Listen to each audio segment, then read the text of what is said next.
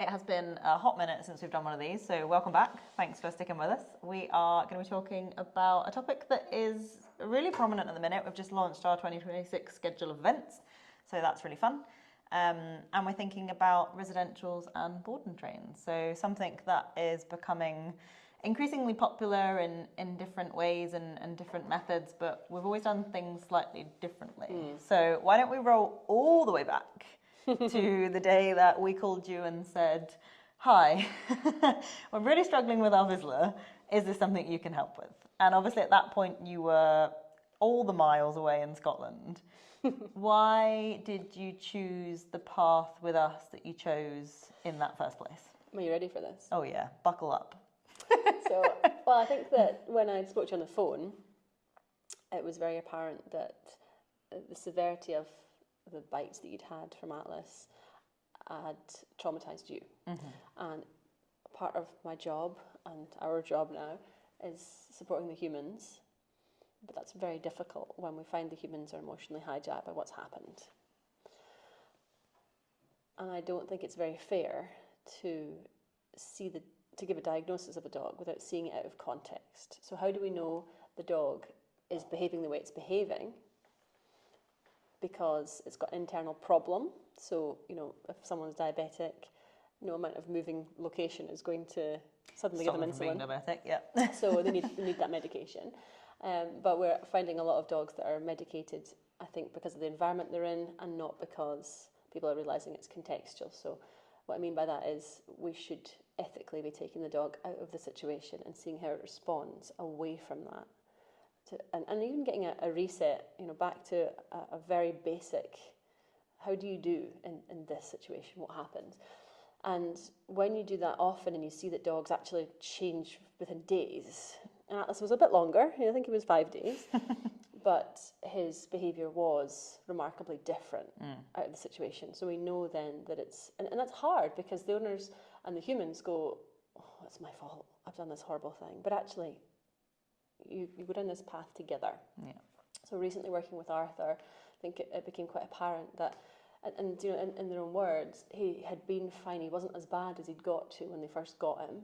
Something had changed along the way. But we change together, don't we? When we're in a relationship, whether it's with a human or with a dog, we change as we grow and as life happens to us. And so if you have a few bad experiences, it's natural for the human to go, well, I need to avoid another bad experience that made me feel bad, or I was judged, I don't feel in control, I felt very unsafe. So we change our behaviour to help ourselves not have to go through that. But by that very change, we're saying, alert, I don't feel safe, this situation didn't make me feel safe, I don't want to go there again. And we do everything we can to then box ourselves into this very organised and micromanagement, and further down this road until we can't escape our own little dilemma, I suppose. So I've got a stressed dog that's doing everything he can to feel safe. We've got humans that feel stressed along the way, trying to keep the dog to feel safe. They're both not getting what they need from the relationship. They're both struggling to survive, but neither of them realise that. And until you break that link, which means separation and going, just breathe, and people make drastic measures, put the dog down or rehome the dog. And I think a step before that is go, how is it if we just split off? How do we both act independently of this?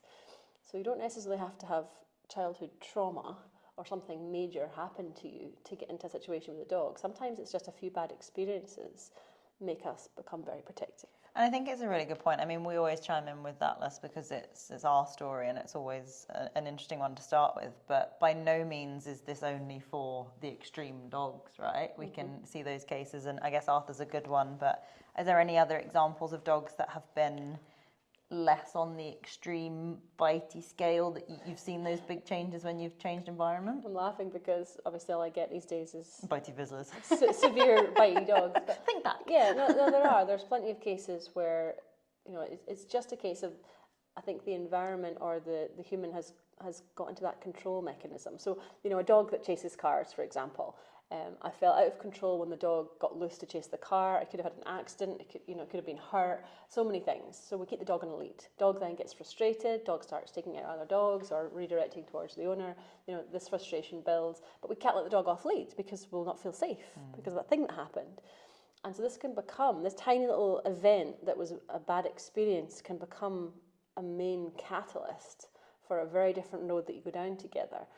And we know the dog needs off lead, but we can't do that safely at the moment. And there's no way the human's going to do that. So by helping the human and going, well, let's just reset this, have the dog, I think it's in my book, isn't it? The one that's the collie that I took for a few weeks and sat in the middle of the Kingsway with traffic on both sides.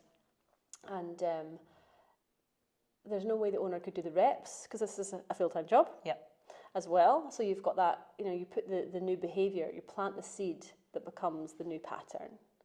So we go from a singular event, which is you've seen cars, you didn't have to react, to regularity, which is I see cars, I don't have to react. But to get to that point, you need quite a few thousand reps in between. And not always does the owner have the time or the skill, the ability to do that. So it can be really useful to have a dog going for residential just to plant the new seed of the behaviour and the habit you want to achieve. And I guess this is it's a really interesting viewpoint for you because you're doing a lot of the mental health Zooms and you're seeing lots of different people and they're coming in each month. Do you think that, are you seeing that side of things where the humans, because we don't start when we get puppies or our first dogs, we're normally quite excited. We don't start being like, oh my goodness, it's going to be terrifying going out and walking them near traffic. Are you seeing that same kind of from the human side of them coming and being overwhelmed and the space? Because I think a lot of the time as humans we go, oh no, I'm going to fight that, we're doing fine, we'll survive, we'll be okay, and we'll just keep going and we'll keep putting management in place. I think it can be harder for the human to accept that they need that break, but actually once they get it, it can be really rewarding if we almost allow ourselves that. So yes, when we do the Honest Hounds specific mental health stuff, because those are people that are more surrounded in that awareness of we need to look after ourselves, it's us and the dog. Whenever I speak to someone new or someone for massage or someone for general chit chat about their dogs, it's very much that, no, it's fine, I don't sleep properly because I have to walk my dog at 3 o'clock in the morning and I'm terrified the entire time that I might come across another dog. And when you say to them, do you think that's good for you? They're like, oh, well, I have to do it for the dog. So I think all my recent stuff obviously is through Honest Hounds, and so I'm getting a skewed sample of those people tend to be responsible. More open the to people it. that know. The one I did just after Christmas was interesting because we had a lot of newer people. Yeah. So they had the seedlings of the idea that they needed to do something, where they'd read the post, they'd seen what other people were doing, but there was a bit more conflict in that, but how do I do that? My dog needs this, and this, but I can't do this, and this, but I feel terrible for doing that. And we say a lot of the time, or I say a lot of the time on the mental health Zooms, just by giving up your evenings to listen to a mental health Zoom to help you with your dog, you're already a top 1% owner. 100%. It's insane how many people will just not even bother, and they think people think it's selfish to do that mental health stuff, and it's the opposite. You cannot look after your dog, you cannot look after your family, your friends, yourself. Oh no, sorry, you cannot look after any of those things if you don't look after yourself. So people sort of go, oh well, I don't need to do this, but actually by doing that you put yourself in the position to provide better for the dog and be in a place where you can work with the dog more safely, and you can take the learning on board and you can move forwards with your dog versus the people that I used to speak to in my old job, and when occasionally you have that conversation with someone out on the street or when someone talks to me and finds out what I do and they start asking me questions and I have to say... Supposed to say you're a dentist. I say I do admin now most of the time, but when I have that conversation, those people are going, oh, I can't do that. It's not me. I'm fine. Everything's fine. And I'm like, I can see the bags under your eyes. I can see the rope burn on your hand from the leads. You're not fine, but mental health is still taboo as much as we pretend it's not now. And people put posters up.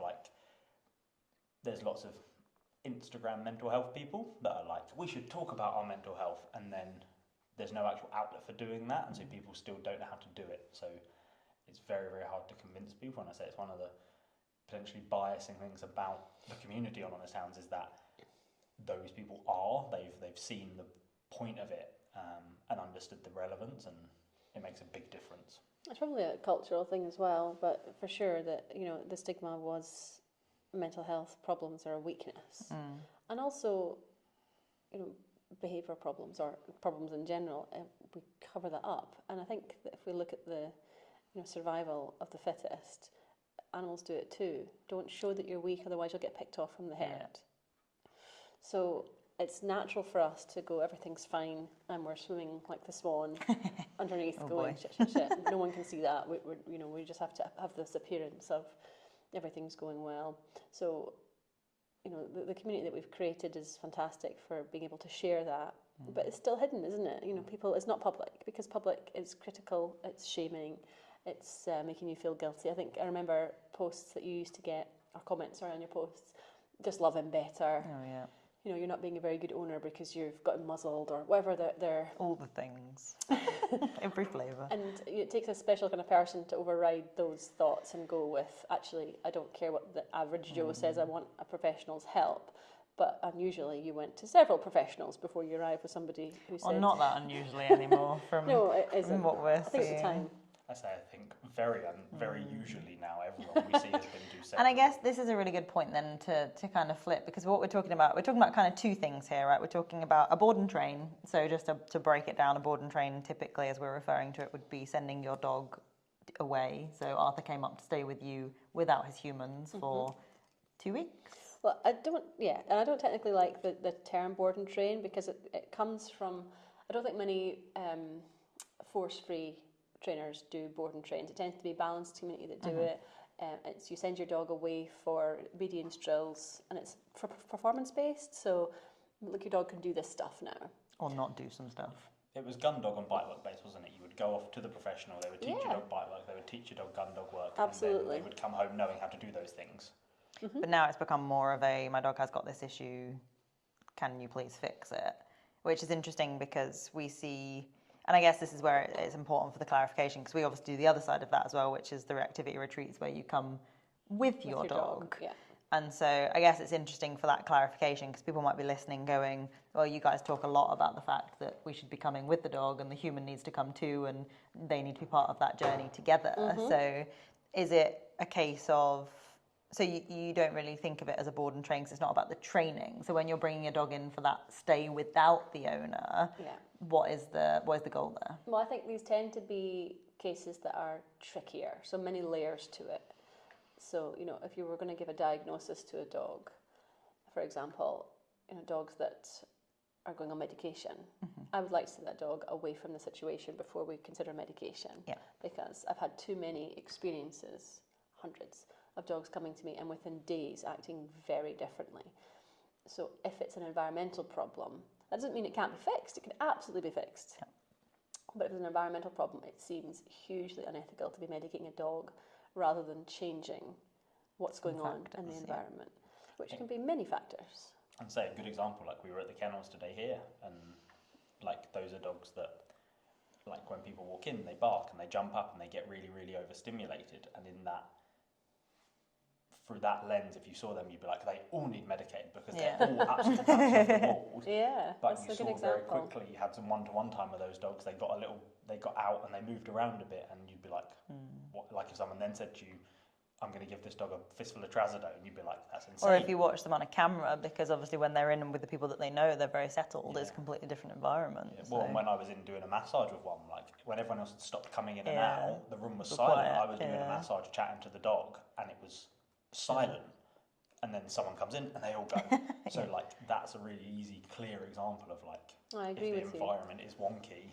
But unfortunately, there isn't a across-the-board assessment for dogs. So you can have a clinical behaviourist charge you £500 and come for a few hours and give you 11 pages worth of a document, which is going to give you an assessment of the dog. Is it accurate to be assessing a dog over a couple of hours? Well, we're now seeing people not even see the dog, aren't we? That come in and just talk online. to you and then do the assessment. Yeah, and then of course the opposite side of that is that we can do a Zoom across the world and not meet the person and tell them some stuff to do, which can make massive changes. But we're not giving diagnosis, and we're not suggesting that dogs go on medication without getting a thorough look Extensive at what's work, going on yeah. and suggesting the dog comes away. And a lot of the time, we'll have dogs behaving differently for, like, recently there was someone who the dog boarder said there was not a problem on holiday. Dog walker is very common. Yeah. Doesn't do it with the dog walker, doesn't do it with my husband. And so, but they have a private room or space for the dog. So this person had built an extension thinking that, well, that would help because the carer who has the dog on holiday has this quiet space and the dog's completely different. So if I build that, maybe I'll replicate that. Which is sound logic. Yeah. However, there are other factors. And we're not talking about those factors. We're not talking about social status. Generally, All obviously, the we things, are. yeah. But we don't talk about social status out in the world. Well, and there's a big portion of the dog world that still don't think that the human is part of the equation, right? So there's lots missing in that equation. So I think for us, we've got different clients. We've got different clients that come along who want the magic fix. If I send my dog to a board and train, you'll train it and it will behave, right? Next. We have assessment phase, so I would call the residentials, the dogs come to me. And, obviously there's a high demand, but not every dog needs to be coming to me. Sometimes they can go to one of the affiliates or go to a regular trainer and just see what the dog's like out of the situation, or even for a couple of hours away. Because we can get a different idea on a walk than in the house. Well, also, and there's some situations with that actually with the affiliates that training might be exactly like Kim had a lady who's had a Vizsla that she's being dragged down the road with the pram and the Vizsla. So Kim's done lots of work with recall, with the foundations, with that. Like that's a very different type of training than your behavioural, your complex, the underlying stuff. I'd like to think that's why we go to the experts, and especially experts who've got a team behind them. And we're constantly speaking behind the scenes about cases and clients because it's very useful to have a pool of brains that can go, well, actually, I've seen this before, and this is, it's just the point in having mentees, isn't it? They can take advantage of your experience. So we have different levels of what's needed. We enjoy clients that are not looking for the magic fix, but who are in it for the long haul and understand there are many paths that we've taken to get to the place that we're at. So, for example, if you'd called me and you hadn't had several trainers and you'd called me at 5 months old, our conversation would have been very different than the conversation that we had based on all the paths that you'd chosen to go down before that. Because we have to unravel a lot of things. Which can be tricky for you mentally, and also for me, and also for the dog. So my job when I take dogs in for, I'm going to say assessments, so residential without the human. So we'll use the most recent one because he wasn't particularly difficult, but there are lots of facets of this case that were tricky. And one of them was that the owner knew there was something physically going on, but none of the tests the vets did, MRIs and X-rays, revealed anything. And so the vets kind of get stuck. So we have a look at a very different aspect, and when we have, I'm going to use the word holistic, but it's kind of unkind, isn't it? It feels a bit woo-woo, especially for someone who's grounded quite scientifically and where that comes from. But when you have, so I was laughing today at the kennels, we come in and we're using oils, and to the observer who's just watching, well, what you do, it's really nice letting the dog smell oils, but what does it mean, But when you have when you have a collection of, we had 20, 30 dogs today, and some of them are specifically going for ginger, for example, and then we're also feeling they've maybe got a bit of tension in their stomach. That's the detective work tells me there's something stomach related with this dog. When a dog's taking all of the oils, it tends to be that it's probably a nutritional thing, they need it. Oil. Because most dogs will either go, I'm going to like that one, or this is a bit of a weird experience, or I'm just enjoying the kind of sniffing, but I'm not really into it. So when they lick it and they want it on their bodies, that's very obvious. When they want everything, that's very obvious. And so it's quite a nice enrichment idea for doing with the dogs, but it gives us a little inkling of what's going on, especially when the chemical constituents are acting in a certain manner on the body. And obviously the ones that I was using today, hormonal, but also slightly sedative, so chamomile's, relaxing. So I was assuming a lot of them would pick, and they did. A lot of them did pick chamomile. Some of them didn't, and some of them just wanted all.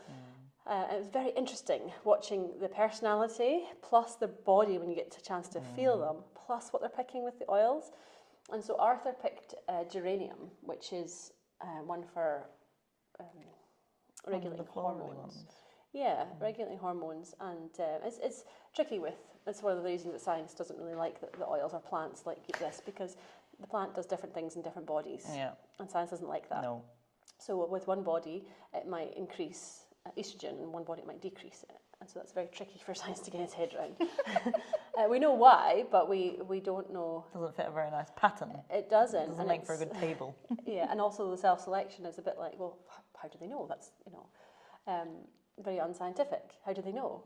Well, it doesn't matter, but the fact that they're picking it is of interest. Well, it's just a also little very bit of- scientific, right? Like, we know full well that humans can do it. We're just very good at ignoring the listening of what our body needs to and going, chocolate, sugar. Also, everyone's done that thing where they've like sat in the sun all day and they're like, this is what I need to recover salt. Or they've done the thing where they've got cold and they're like, this Absolutely. is what I need. Like, we're not as clued into thinking about it scientifically, but we do know. We do know. This is what's going to work, yeah. So it's just lots of facets of information for me. And so with Arthur, it was interesting that he picked that. And also it goes along with the fact that he'd been neutered. So we have already a hormone imbalance there when we neuter an animal. And he was acting in a very untypical neutered male fashion. Sexy boy way. Towards entire males. So he smelled them from a distance. That's one of the first things we noticed about him. We were like, this is very interesting. And then very far away. recognize that an entire male, and then want to get on top of it and hump it. Mount it. So there's probably some stuff there. And so it's not just behavioural. So if you approach it just behaviourally on the surface, you're going to go, we need to correct that, or we need to redirect it, or the other end of the scale, we need to avoid entire males for his whole life. And neither of those list of things are going to help if it's a hormonal thing that's going on underneath the surface. So I think that's really useful for us to get information about why the dog might be doing what he's doing. On top of that, coming in for an assessment for body work showed us that he has some uncomfortable bits. Sticky. And the way his tail was moving wasn't typical, and he was very uncomfortable about having initially his back end and hips massaged and manoeuvred, and then he loosened off over that, and he started to become comfortable. He had an injury when he was younger, and one of the things that can happen with injuries is that we can compensate, and then our brain goes, it's still sore. Even though it might not be anything wrong, we compensate for long enough where we go, no, it's a thing. And so emotionally letting go of that and helping the body to speak to the mind to say, it's not there anymore. Look how you can move your body. Sometimes that takes an outside help. So there's a lot of factors in this that are... Well, and the other side of that is you're doing all the socialising and the dog stuff, right? That you have the benefit of doing because you have a stable pack of dogs. Yeah. And I think that is and the very experience unlikely. Not to be fearful of going to dogs as well, because you've got an owner that's going, well, if there's scary. Hesitation there, the dog picks up on that. So you've got a person that's skilled and experienced about body language and exposure. Then you've got the soft tissue bodywork stuff. Then you've got the knowledge of the herbs and plants that can help with hormone issues and other stuff, but hormones specifically for him. And then you've got the underlying, which is the foundation of all of this, and that's the relationship with the human. This is where the retreats tie back in. Exactly. So, we take him away and we go, right, okay, we've got this new information that we've learned. And it's really helpful for the owner, because the owner's not going to be able to work on this or, see this by themselves, especially if they're in a worried state, an anxious state about the dog's behaviour. So if we say behaviour's on the surface and we're looking beneath that, the owner can't. So we get a glimpse into something that's not available for many people. Well, for many trainers as well. I think you're being very generous just saying owner. So we give them that new information, and then we help them build in the changes at home that are going to help. And one of the useful things about the residentials, when they come with their dog, is that they get the exposure to other situations. So I think that for me, the big one is the working with your peers. So I'm not alone. So when you guys came back after Atlas, so I'd taken Atlas for a few weeks, and the first week was hell for me and for him. For us too. For you too. Yeah. Well, just explain that then from an owner's perspective. You know, I remember you talking about, you know, failed the dog. You know, it's got to the point where maybe we can, you have this doubt about maybe I can just do it on my own. What am I doing? Sending my dog away? How do I trust this person's going to not make things worse? That's also a thing. Yeah, well, especially when you've had other people letting you down in the past. So we had just story after story of other people like trying to give us advice and making things worse, and we didn't think we could get much worse at that point. So I think we were kind of in the mindset that it was real last chance saloon. We'd kind of been told by Visual Welfare there was nowhere else to go after this, so, you know, best of luck. But I think it's really interesting because our human brain is so good at playing things down. So I was listening to a podcast the other day, and it was kind of talking about the fact that as humans, we can't accept two differing things at the same time. And so if we love our dog and he's amazing and we want to keep him alive and do all this lovely stuff with him, then how can we also accept that he's a danger to society and all these terrible things are happening? And so you get so good at being like, well, I want to believe this one, so I'm just going to have to bury and play that down, and it's not that bad, and, you know, maybe it'll go away, or maybe if we just avoid it or do some other stuff, it'll just disappear into the ether. And so you get so good at trying to do that. So to the point that we were literally like a couple of 100 miles outside of Scotland. We're like, should we just turn around? Like, it couldn't have been much worse for us. And we were still going, oh, actually, maybe we just won't. Well, I still had open wounds. Like, Yeah.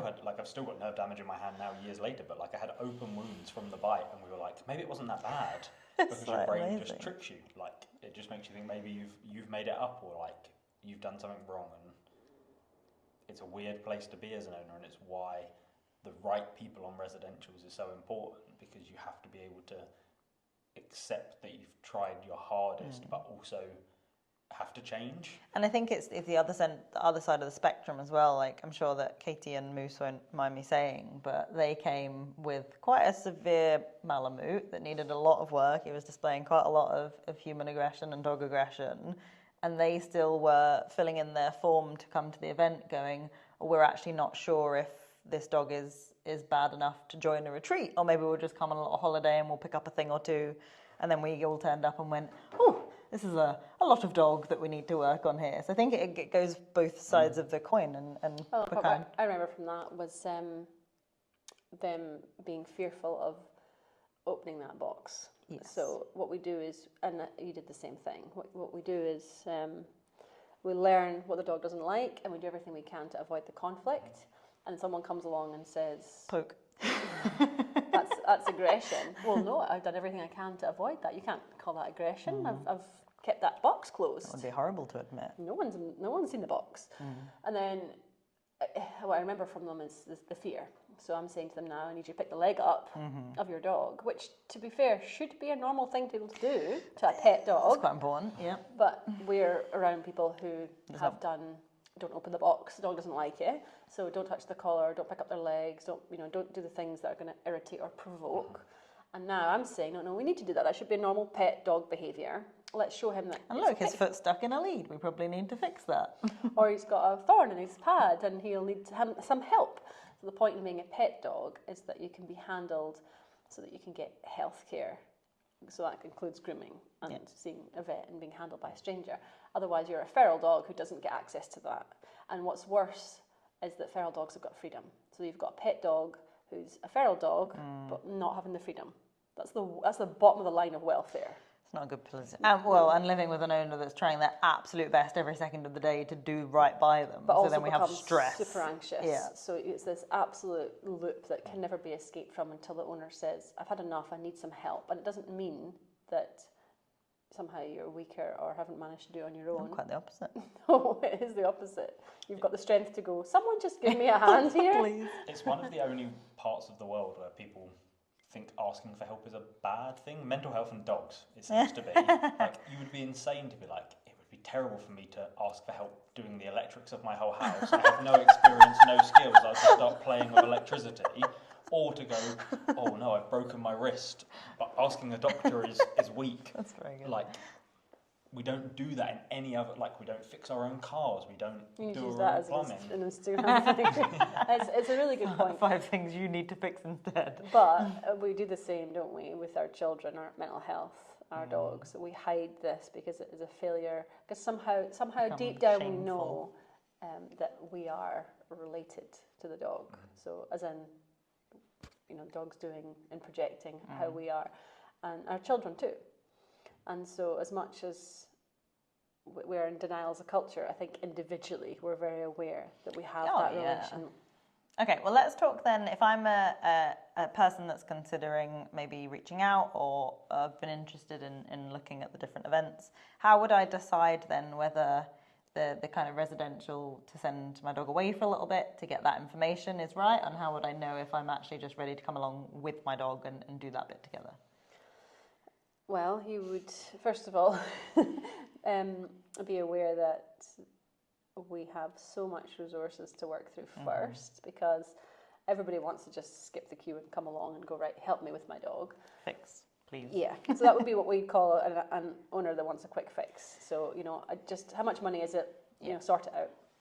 And that's not how we operate. We want to know that the owner is in it for the long term.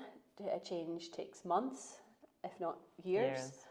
And especially the severe cases. Yeah. So you can have a wonderful, different life within a week once you have the knowledge, but it's going to be, it's the proofing, chipping away, proofing over the long term. And so we want to get to know, is this the whole system? When we have clients that come along and typically just go, all right, I just want this sorted, they're not likely to do the work to go through the webinars, to watch the podcast, to do the bits that are going to be needing done. There's a lot of knowledge. You almost need to have, to learn a master's in dog and the body language that goes along with that, so we can, I think, do right by them. So we're learning as much as we can about how they see the world. And that's the difference between the clients that are going, okay, how does my dog perceive the world it's stuck in versus how do I get my dog to behave? Because it's for me, I want my dog to behave so I look good, versus how's my dog doing? And I think it's so interesting, isn't it? Because we are really cultivating a type of person. So if you're listening to this going, oh my God, I love that. I love to learn. I really want that empowerment. I want to be able to do that with my dog. And we've added in quite a lot of hoops to be able to get onto an event now, because there's no point in us taking people's money to not see that change. It's not what we're about. We want the meaningful change for the dog and the person, and so you have to be in that right frame of mind. And that's not to say that you can't go away and work on it. And to be fair, you weren't either, because I said to you, if you really want to be working with Atlas, you're going to have to become a dog trainer, and your first instinct was to fight that. And you've kind of become a dog trainer by proxy, and that's not your job now, although you can do it. And it wasn't something that you wanted to do. It's about the knowledge that it takes. Yeah, the skill set. So, and actually you've superseded that. You're now, behaviourist plus level, I think. Haha, it's on film. And so the point in that was that I wanted you to come along to this trainer weekend 2 weeks after I even got the phone call from you, which was throwing you in the deep end. And I don't think most people would have been able to just drop their lives and do that, especially if they've got kids and job that were, Well, and luckily most people aren't dealing with that kind of severity. No, they're not. They're not. They like to think they are, but they don't have the layers that Atlas has. Yeah. And luckily, because that would be very draining for all of us to have to deal with constant atlases. Yeah, if you're listening, atlas in this world, isn't it? Yeah, if you're listening, it's a good thing that you don't have an atlas. Everyone thinks they do. Everyone thinks the dog is the worst they've ever seen, but trust me, you don't. I've met thousands of dogs over my 2.5 decades, and every so often you'll get a tricky case, and then once in a lifetime you'll get an atlas. And lucky us. Just the course of events, and I do think he's probably born a little bit different, which is brilliant as well, because we're not just making the excuse of well, he's just like that. No.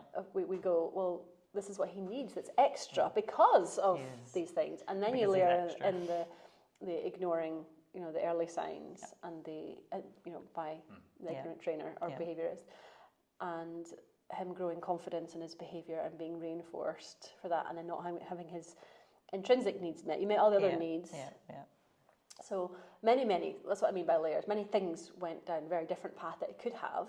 So we could have an Atlas who you started again with, who is still a bit of a weirdo as a pup, but you would put supportive measures in to make sure that nobody in the outside world would ever even know that, because he just behaves like a normal dog, and he, which is almost where he's at, 95% of the time. Other than like the fact he's been reversing through a plant all week because he won't walk forwards through it. Yes, weirdo. and we love the quirks about the dogs, don't we? We just don't want them to bite us. I think that's the really nice bit, right? And I think that's kind of time and time again, if people are listening and are curious, we're looking to preserve the personality of the dog, just take away the bits that are not politically correct.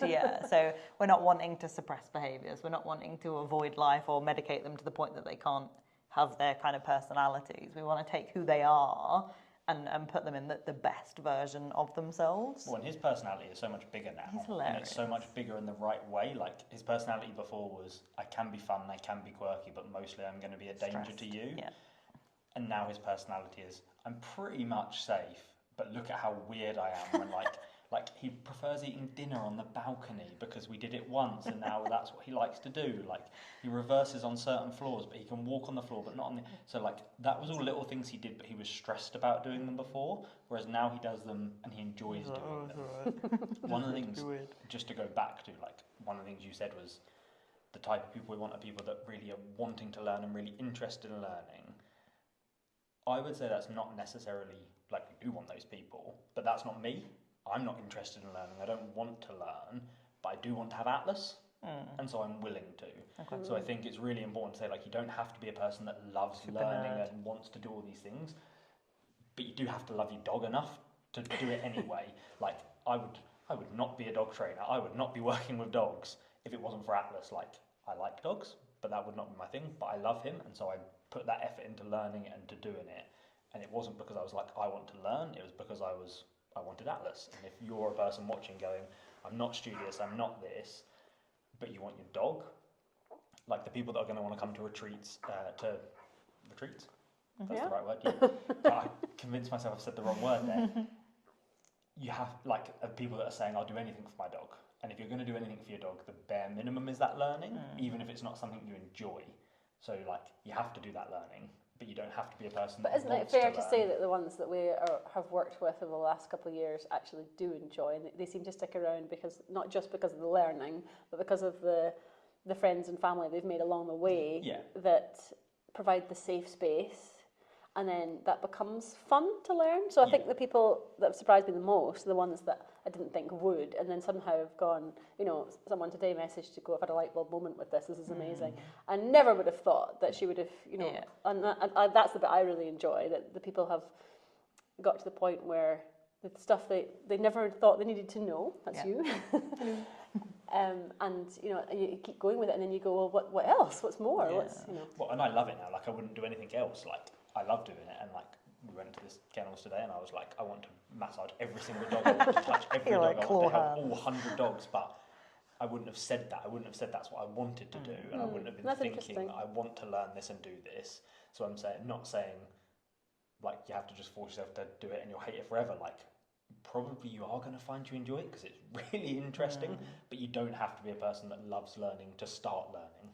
And I think it is really interesting because it's so different to what's out there. Like, I can't imagine, well, I guess that was the whole point that I created the community. Like, it would be so different to me to have my dog sent off for a training and to then get them back and then to carry on that, like, isolated journey. Like, I can't imagine not having neutral walks and social walks and local community to go back to, because it is, like, we can't promise a perfect fix in a weekend. That would be unethical to even pretend that is possible. Anyone out that's doing it, I would question their tactics. I think though what happens is you can plant seeds, but the bigger thing that happens with people that have come along is they feel they've changed. Yeah. And you can't go through an experience like that and not change. And also your brain won't allow you to recognise. And working with, a therapist over the last couple of years has really taught me that memories are not real things. They're just experiences that we code. And so if you ask two different people about a memory, they'll both tell you different things because it's very subjective. And when we are working under quite a lot of stress, right? So we're putting people in situations where they would not normally do. So normally this is unsafe, but somehow we create a safe space where, right, we're going to face this and we're going to do this and get evidence that actually it's different, and you can't escape from the experiences that you've gone through, but your brain won't allow a short space of time to have reset. So you have to just kind of catch up to where. Yeah. So it's almost like your body's going through something and your mind has to catch up to it, and your dog is changing and your mind has to catch up to it. The mind is the bit that, as I'm learning very recently, is the bit that we can't trust. We have to trust our bodies over our minds. So your body's going through this experience and you're meeting people and you're feeling different, but your mind's going, there's no way that I can be changing. But I have, but I can't, but I have. And then as you keep going with that, because the support team are still there for the weeks and months afterwards, somehow you start to get the evidence of the change, which then creates that avalanche of, oh my goodness, everything is different. But you don't know that at the time, that what you're going through, you can't really undo. It's the same with the dogs, and the exposure that they get, even for a few days, just living with a pack of dogs or being in a different situation. It's mind-blowingly different for that brain. And the changes that are happening there, they're like little sparks that we can't see, and then we just keep going. So I can see it because I've seen it so many times, but we always say trust the process, which is tricky because you're trusting people, I don't know you. But I think that's the other thing, that as we're working with people and they're seeing the small changes before they come, when they come, there's not really the convincing because they've already seen those changes, they already trust the process. Well, or they've been out with people who have been, who are 6 months, a year, 2 years down on their journey. And I think that's the great bit, is that it's so much easier to trust it if you've got other people backing you up and other people going, hey, you did this at the retreat and now you can go home and, I know those words too, and I know how to do a touch and turn, and I can help. And you know what, if your dog kicks off, cool, take your time. Like, you just carry on when you carry on. It's all about the evidence. And we're seeing evidence with peer-to-peer, we're seeing evidence of previous clients, so you've got the whole bag on there. You've got live reviews that you can speak to in the community. At all stages. Yeah, and on the walks and stuff. So it does give you that extra confidence about what's going on, what's happening. I think it's worthwhile noting from today's experience in the kennels, interestingly, so the kennel was concerned what we were going to see because they're aware that there's stressed dogs there, and they're aware their time is limited, and they're aware they're in a country where dogs are maybe not as revered, celebrated, as in Britain, and so there's always that hesitation of are we going to be judged here? And actually, the kennels were immaculate to the point where we didn't even smell anything. It It's not was so good. Yeah, it was very good. So we have a holding facility, effectively, a place where it's safe for the dogs. They're off the streets, they're getting fed, and we didn't see any skinny dogs there. That was maybe the opposite. How she described it, she said they're warm, they're sheltered, they're fed, and they can receive medical treatment. Yeah. So that is the basic, but it's more than basic for dogs in a country like this, where dogs are stray, and that's a thing, whereas in our country dogs haven't been stray for 30, 40 years now. It's not been a thing for us to have dogs in the streets. Well, and interestingly, we went for a run yesterday, right? And we were up in the mountains, up on a hill. There were small hills. In the forest, and there were dogs on the farms in big packs that were equally as stressed as those dogs in the kennels. They barked for... Well, that's what I came back from my run and I was saying about. Yeah, they were barking the whole way down. We could hear them as we were long gone. The closest we got was probably 500 metres up a hill away. I swear to you, no one is coming in. No, but they barked insistently for like 7 or 8 minutes, a whole pack of dogs. So like, they're stressed outside. Like, they should realistically, they're on a farm, they're safe, they're fed, they're cared for, in theory. And they're just as stressed as those dogs in the kennels if someone walks 500 metres away from them. So there's that kind of judgment in every walk of life. And I think we're getting very good at putting people at ease for we're not here to judge you, we're here to give a little bit of our time and our help. It was very easy not to judge them today anyway, because everything was so good. Brilliant job. And you can see they clearly, they gave a shit about them dogs as well, 100 of them. And so, obviously we went in and did massage and oils, which is one end of the spectrum. And it's quite ironic to me because we also had dogs there that hadn't been out of the kennel in over a year, she said. and what I can see in my mind what needs to be done. And so I think what's interesting about what we offer isn't just one approach. We've got a really wide band of experience. So I can go in there, and I'd offered, I can go in there with a catching pole, and I can catch the dog, and I can do a catch and release to the point where the dog's going, this is really stressful, I hate this, I'm going to die. And the body goes, but I didn't die. And then when we repeat that, the dog goes, right, okay, so if I'm calm, I get released, I don't have to bite, and then we can get the muzzle on and off, we can get different people doing that, and repeat until the dog goes, oh, that wasn't the end of the world, I can do that. And if we continue to work on that over the next couple of weeks, that dog can have a very different life where it gets walked, gets some stimulation, because it's constantly living in this fear. I'm just going to walk in the perimeter, someone comes into my kennel, really, really heightened fear. And living in that long term, for me personally, that's a welfare issue for that stress. And we know it will reduce the lifespan of the dog and stops it from getting a home. They can't catch it. So I can do that.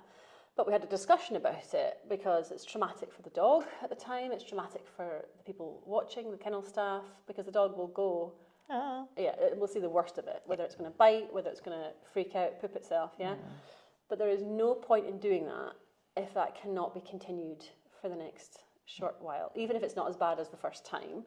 There's no point. And so we had a discussion about the ability for them to continue the process, which is not going anywhere. So their staff are limited for all the dogs they've got. Volunteers wouldn't know how to continue that.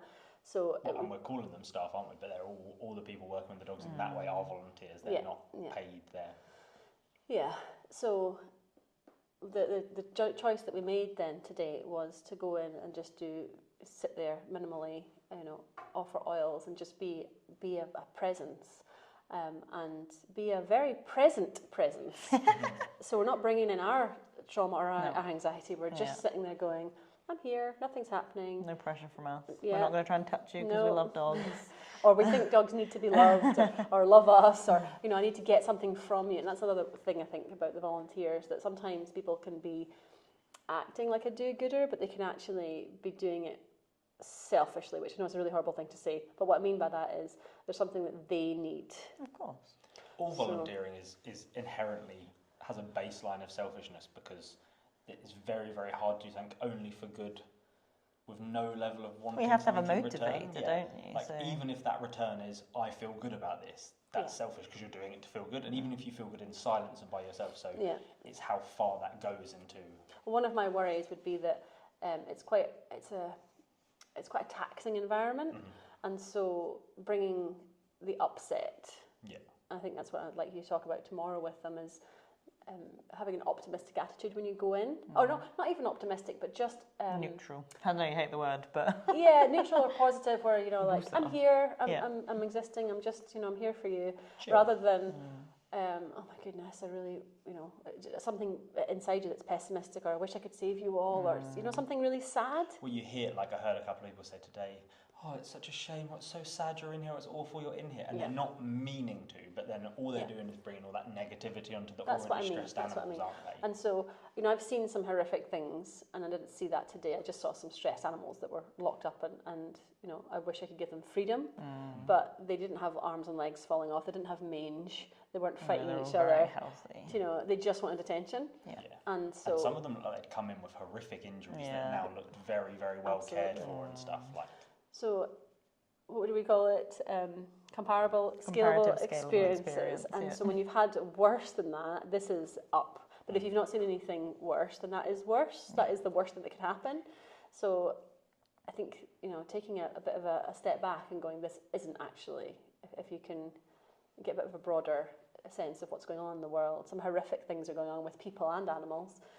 And so a place like that, although it is sad that you wish you could home them all, it's not fair for the dogs to bring that, so it's useful to kind of... Well, and I think if we go back to kind of like the scope of the retreats and the residentials, is it's a completely natural human thing to do, and we do it with our dogs, and it's even harder with our own dogs because we've got all this lived experience and this baggage, and what if I'd done things differently, or if I hadn't gone to that trainer, and guilt so and shame. It's awful. and then you're doing your absolute best, but that's not working, and there's all the things that come with it. And so that's the human bit of the retreats, right? So being able to hold that space, and as we say, have that ability to, I need to do this for me, but also for my dog. And so actually, although you had Arthur, you were still doing a lot of the stuff behind the scenes, supporting the humans, making sure they were doing some work on themselves, those meetings as well. So we can't really have one without the other. And so it also takes a person that can be a little bit vulnerable and can sit with things that they're feeling and the emotions just willing that come to with let that. it go, right? And just going, I am where I am now, and this is the best place that I can be. Yeah. And just owning that and going. So when you're driving up to Scotland and you're going, maybe we should turn back. And then when you got there and you're like, okay, she's clearly competent, and this is a bit. I hope that's what she thought. I think Jessie just thought, oh my God, that terrifying Daxi is near me. So when you were driving back, touch it. were you going, good, he's there? Or were you going, I regret my life choice? Do you want an honest opinion? Yeah. Well, obviously we were very naive, so I had all the feelings. It was like last chance. There's not really one thing to feel in that moment. So it was like, this is so high stakes. Obviously we had a lot of like extra baggage with really needing Atlas to I probably wasn't as corner. refined as I am now. We're not. But No, also, you're really what you mean. Oh, that was mean. the other side of things is that we were so stuck in avoidance. Like, it's amazing now because I was like horrified that you had left him in a muzzle. And that was such a sticky part to me that when we turned up for the walk the next day and I was like, oh wow, you got the muzzle back on and off. And you were like, no, I didn't take it off. And I was like, what? That is how much money and how many trainers have we paid that said, just use the muzzle when you need it? Oh no, we didn't even get told. Naomi was the one that told us to use the muzzle. Yeah. And so we were so good at avoid. So we didn't, this is the whole thing, right? You can't trust your own brain because you've not lived in that. Like now I look back and I'm like, what? Like, that is such a severe dog. Like, why was he not muzzled all the time with us? Yeah. We were being bitten a lot. Like, that was really silly. Yeah. And so it's laughable now. But at that point I was like, but I love my dog and he won't be able to breathe, he won't be able to eat, and like all of these things that I now know not to be true. And so I think it takes a special kind of person that brings that curiosity as well to go, I can trust in an expert, you know better. And so I think I'm really good at that. Like, obviously I worked in a really professional capacity with teaching. You're so used to looking for experts and having that. So that process was kind of baked into me. Mm-hmm. So then I had to kind of ignore the emotional, oh my God, my poor fluffy dog I love. And he's the best boy. I had to talk you down. Yeah. I was not in a good place. We need to go back. We need to go back again. Really? And I said like. We're here now. I'm not pretending I was unemotional and none of that, but like I had said, like we either trust this person completely and we just say she's either going to help us fix our dog, or we need to look at euthanizing, because that's where we were at that point. So for me, it was easy to go, I just need to trust this person because my only other option is death. And I think it was actually easier for us because it was so bad. Yes. And I think we see that quite a lot with kind of the middle ground where the dog isn't as extreme, and there are more. It feels like there's more options on the card. There's on the table. There's more abilities to play things down or not want to accept it. And so if we then come in and say, okay, well, this is what we're doing, right? You want to find the edges. You want to find all the bits. And so the person might come thinking one thing, but actually to get to that bit, we have to address some other stuff. And the other stuff that needs addressing might be something that they might not have realised was there because they've really tried to avoid that. Absolutely. And sometimes subconsciously. Right? I was going to say, and everyone does that avoid, right? Like whether it's I know if I put my face in my dog's face while he's eating, it'll bite my face, so I just won't do that. That's a really silly thing to do. But like I was thinking this earlier, like you see it in parks where like people that would say their dog is fine, has no issues, if they get a stick on their belly or they get a lead around their leg, you see that like grabby, don't want to touch the dog because they know subconsciously the dog's not going to respond well to that. But if you ask them about it, they wouldn't be able to tell you that. They'd say, no, my dog has no problems, it's absolutely fine. Yeah, and we have extremes of that too. We recently had a visa welfare dog attack severely another dog, and the owner never did anything. There was 11 pages written about this dog, full A4 pages about what the dog's likes are and dislikes are, and not once did they mention. And then when they were phoned, and this has happened. Oh yeah, that has happened before. It's quite a severe attack, and it's out of the blue, right? So he's fine. And then when he goes, he goes.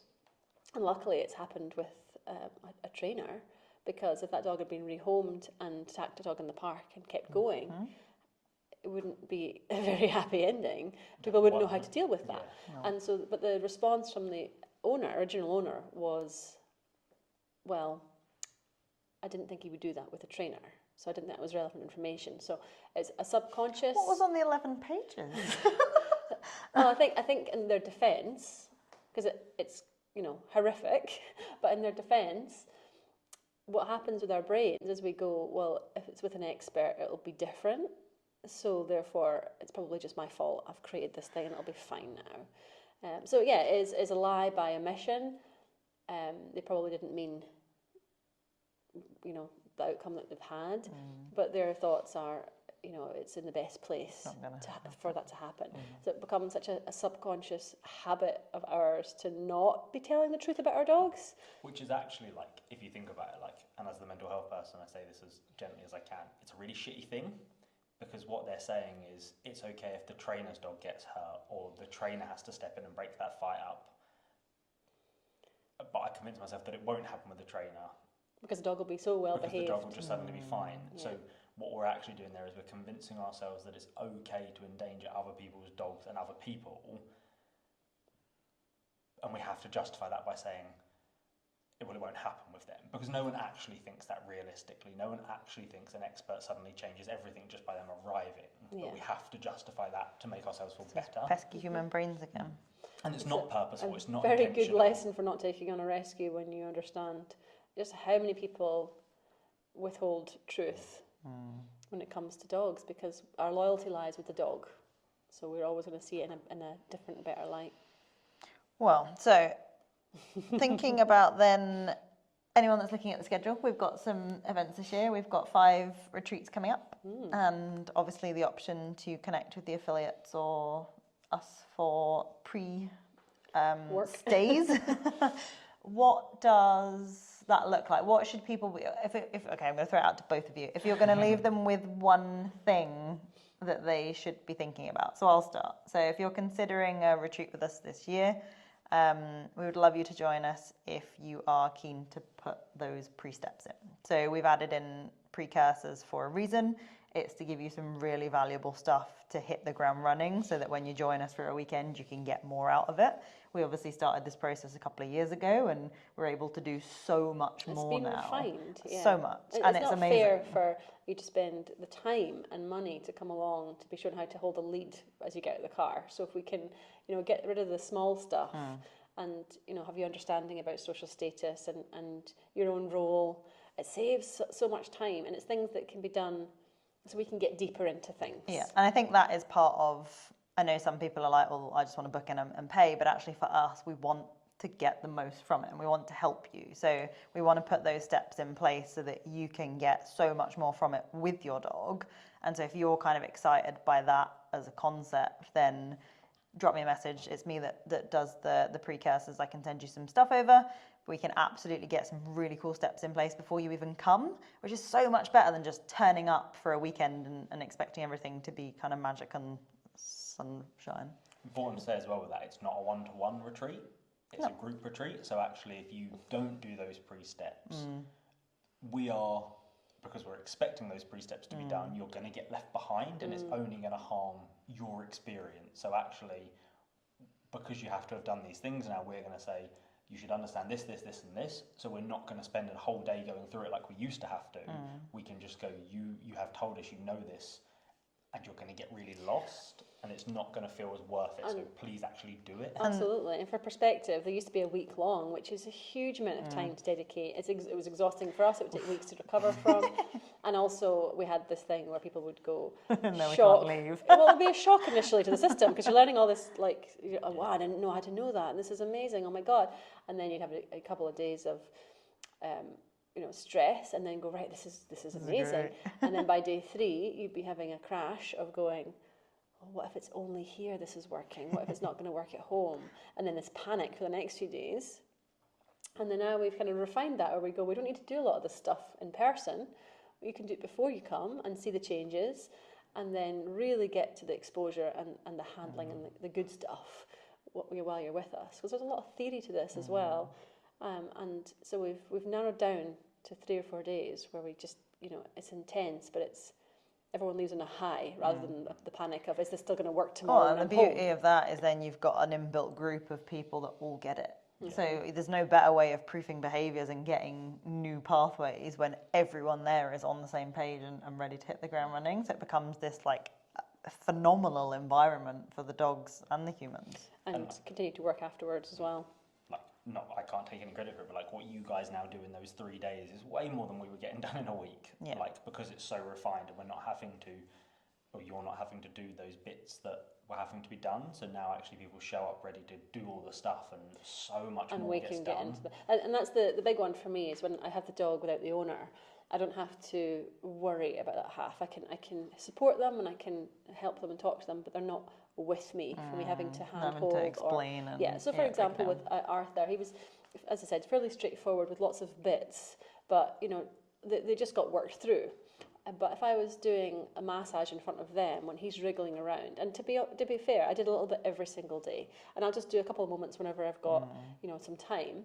And so I immediately know there's some stuff there. I could see it in his coat. I'm like, okay, so every so often I'll just do a bit, and then we get to the point. I'm about to put these videos up for his big session, and because I've worked away, he's like, yep, that's fine, I can completely cope with this, I'm relaxed, I know what's going to happen, and he's not fidgeting and he's not stressed and he's just behaving beautifully. But to get to that, I had to do a lot of the wiggly stuff. Now, if I had a dog, I put a video up before of when I caught his hip, so I touched a bit and he went, oh, that was a sore bit, and then I stopped for a second and we did something else, and then I went back to it just to confirm that was the area. If I had a human present with me, I'd have to explain all that while still having to use my intuition on what's going on, while having to deal with him and being worried about my own safety, his stress levels. There's a lot there. And so having the dog away is sometimes just nice to go, just you and me, how are we getting on? Let's just have a thing. So it's quite nice to be able to do that with certain cases without the owner. But then in the residentials, when they've done the pre-work, we don't have that now, where I've got to kind of be judged Explain or be all. or have to constantly and we obviously would do guide them through things, but I think there's nowadays it's less of me being worried about what they're thinking and them trusting what I'm doing and just being curious. They come with this I think we cultivate that curiosity mindset. They're curious as to the process rather than the old days, which was me having to convince them I knew what I was talking about, or why get them to smell some oils, that's weird. Whereas now it's like, where's the oils, Jess? Yeah. It's the self-selection moment. They now come and so before we were trying to teach them over a week, weren't we? We were trying to effectively teach them for a week, and now that's not what's happening. They're coming to experience their learning for the week. Yeah. Ooh, that's very That's good. fancy words, isn't it? But that's Nice what summary. they're doing. I know this stuff, I just need now the expert to make sure I'm doing it all 100% correctly and see the sticky bits with my individual dog. So if you'd like a bit of that, Yeah. drop us a message. Like I say, it's a big step. We get it. We've been there. We've seen all flavours of dogs, and from the little bit of proofing with some dog reactivity all the way through to the more severe cases that we've spoken about. So if you're not looking for a quick fix, if you're looking to be curious and come and join us, we've got 5 events this year. They're all listed on the events page. But if you're not a member yet, feel free to drop me a message. I'm more than happy to talk you through the process, and we can hit the ground running, and super excited. It's going to be cool. And if you're not sure about the human stuff, just reach out to me. We can have a very casual chat. It's not official. You don't have to pay for anything. You can just speak to me about what the human stuff looks like. It's very much there to be taken advantage of. Do it.